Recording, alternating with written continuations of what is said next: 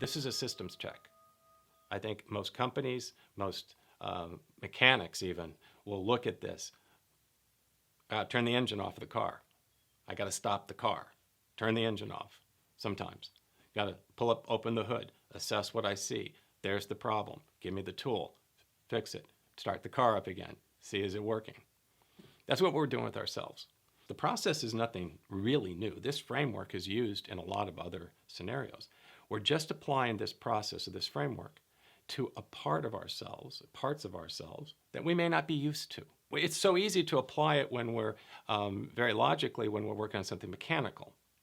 But when we start to apply it to the human condition, we have to accept that it's a practice, meaning that we're not the same person moment by moment. There's very few fine lines of definitive. It's not black and white. It's not all or nothing. It's ever shifting.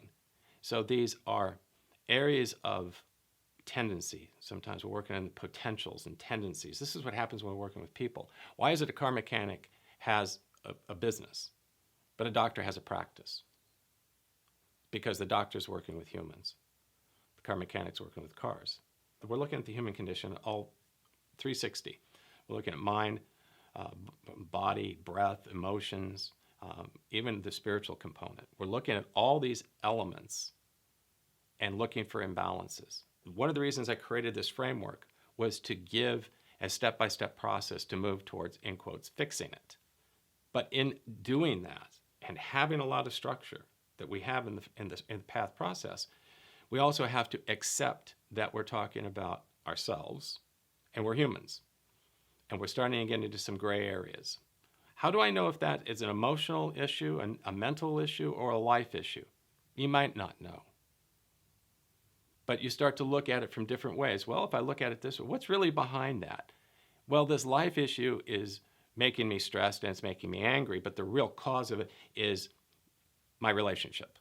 Well, what's the real cause of it? You may have noticed some anger or some resentment, or just you're in a stress mode all the time. But the real cause of it was your situation. So we're just looking at different possibilities. Very rarely is it hard and fast. The tools of this practice are designed to approach those slippery parts of ourselves, those apparently ambiguous aspects of ourselves. That's what the tools of the meditation were designed for. All analogies break down to some degree. We can't hold on, because if we hold on too much to an analogy or a metaphor, and we take it to its literal degree, and this is where the problem with metaphor and analogy is that literal minds want to make metaphors literal. I found a flaw in your analogy, therefore there's a flaw in your process. This happens all the time. Your analogy isn't perfect. It's not meant to be. It's an analogy. It's something that you're only going to know when you experience. Are people looking for loopholes? Hell yes, they're looking for loopholes. And that literal mind is looking for a loophole. I don't want to do this. I don't want to confront that. I'm okay as it is. If I can argue my way out of this, if my mind can find a loophole of why I can't be in love, that takes away the responsibility of my part in that, I've been telling myself all along, I can't do this. This isn't my fault. Or I'm telling myself that it's hopeless. And you're trying to convince me it's not. I'm going to find a hole in, I'm going to do everything I can to find a hole in your argument because I don't want to do what you're telling me I should do. You know that's true from your own personal experience. You don't want this to be right, but you're still drawn to it. Because, I'm not saying you didn't want it to be right, but I don't want this to be right. I don't want that to be right because that's a lot of work. The people that want help are going to embrace the kernel of truth. The people that want to resist it are going to embrace the speck of ambiguity, and they're going to explode that. Clearly, all of it is doing something. The very act of breathing is taking action. I'm acting, I'm moving. Now, I could spend a long time dancing around and explaining, or you could say, get over it, just get over it. You're pausing, you're assessing, you're taking out, you're getting in there, you're trying to fix something, and then you're going to review, how did it work? Fortune 500 companies don't paralysis to analysis. They do the process. They move forward. They make money. Their businesses run. They don't sit at the board meetings and going, well, but when we pause, we're really taking action. And the CEO is going to say, get your pink slip. You're trying to be clever. You're trying to be out intellectualize someone. Who cares? Yes, we know that. But do you get the idea? Do you understand the idea? You do this, you do this, you do this, and you do this. Do you generally get the idea? That's all you got to do. This is all about one thing. You creating balance, you moving away from pain, you being happy, you being content, you finding true joy in your life. If you're getting stuck, if you're talking yourself out of taking action because you're over-intellectualizing, you're just spinning your wheels. This is a doing practice. We're pausing, we're assessing. Where's our loudest imbalance? What's our pain point? Where are we off balance? Where are we off center? I identify that. I go in the toolbox. I say, what's the appropriate tool to address that imbalance? I apply the tool.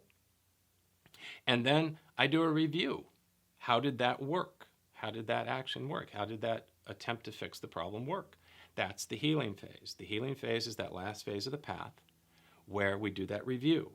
And that healing phase has got 4 components. The first one is reflect. The second one is record. The third one is rehearse. And the last one is recover. Now, in the first step, that reflect is just that. You're doing a review. I'm reflecting. Did that action did it do what I wanted to do? Did it fix the problem? Did it move towards fixing the problem? Or did it? It didn't. Maybe it did. Maybe it didn't. Maybe it had some other effects. I'm reflecting. I'm just looking at it, reviewing it. As I come up with these assessments, again, or these ideas, I want to record them. I'm going to journal them. It's back to using that journaling process. We use this journaling throughout most of the path. It does different things for us at different times. Here, we're using it simply to record our observations of taking action. Did it work or didn't it work? How do I know? What were the symptoms of working or not working? If I found it is not working, then what do I want to do? I write there. I go back and initiate the path process again. I go back in and look at it. I go look at myself again. Maybe in my assessment I wasn't on. I didn't make a accurate assessment. Maybe I made an accurate assessment, but maybe I chose a less than potent tool to address it. Maybe I chose the wrong tool for the right job. I don't know. Go through it again and go through it again as much as you need to until you actually find an action that meets the need of that imbalance. When you find an action tool that works or is moving you towards the direction you want to go, then you want to rehearse it. I want to get better with that. I want to use it in real time. I want to visualize myself using it if I can. I want to rehearse it mentally. I want to use it when I know that those situations arise where my imbalance becomes the most inflamed. I want to prepare myself. I want to rehearse preparing myself for those, maybe that staff meeting on Wednesday morning where I know I get really agitated. I might want to use that balancing tool just before the meeting, preparing myself to go in. Maybe I use a tool as I'm in the meeting to help me keep from being so agitated. Okay, so that rehearsal phase is very important. You can't expect to do anything like this well without training. This is training. Nobody goes out onto the football field without training. Nobody goes into a military operation without training and rehearsing. We're going into life, these life situations, and we're looking to take potent action. We want to train. We want to train for it, and then we want to keep rehearsing it and get better with it. When we found that action that works for us and we rehearsed it, we're starting to make some movement. This last step in the healing phase is recover. It's a little less of a doing as it's more of an allowing. It's about using time and patience. It's leveraging your strength in a different way. It's allowing yourself to understanding that time is needed to repair. When we physically train, like we're lifting weights in the gym or something, that when we're lifting, actual act of lifting a weight is not causing the muscle to grow. It's actually breaking it down a little bit. It's stimulating the muscle to do something. It's when we're not lifting. It's those days, those off days between workouts is where the muscle's actually growing. But it's growing because we're allowing it to repair. We're giving it time. We're being patient. This is a case where less is more. Over time, I found that I'm getting better and better at flowing through those steps, dropping into a stillness, looking at myself, and this is where I need to use the breath. This is where I need to use a mantra, and identify it, and I flow with it. It becomes how we operate.